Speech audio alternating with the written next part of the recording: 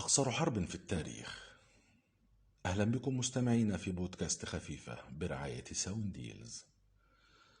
إليكم معلومات عن أقصر حرب في التاريخ.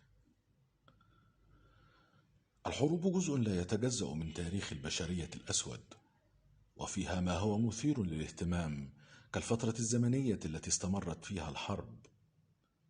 وكثيرا ما يخطر ببالنا أن الحروب يجب أن تمتد لسنوات عجاف طويلة للغاية، بحيث يصعب التكهن بوقت انتهائها وزوال المعاناة. لكن هل فكرتم بحرب انتهت في أقل من ساعة؟ إنها الحرب الإنجليزية الزنجبارية التي دامت 38 دقيقة فقط، لتكون بذلك أقصر حرب مسجلة في التاريخ. هل من حرب أقصر منها؟ شكرا لحسن استماعكم. دمتم بخير.